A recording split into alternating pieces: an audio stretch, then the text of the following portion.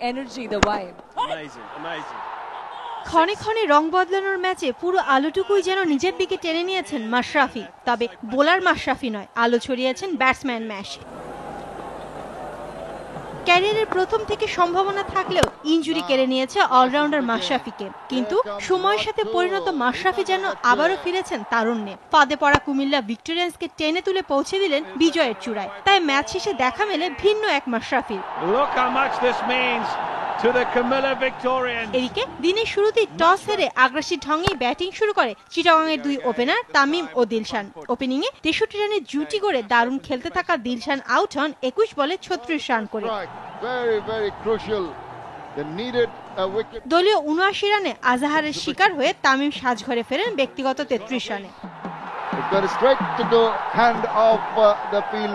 এরপর 84 রানে কাপুগেদারাকে অধিনায়ক মাশরাফি প্যাভিলিয়নে ফেরালে ব্যাটিং বিপর্যয়ে পড়ে ভাইকিংসরা।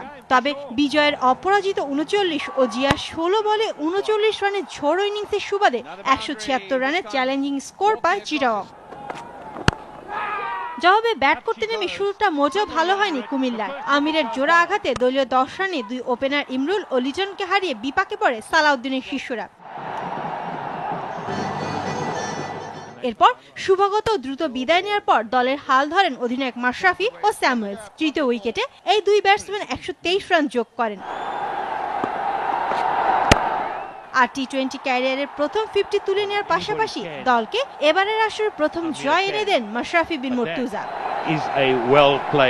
শায়লা পারভিন, সময় সংবাদ, ঢাকা।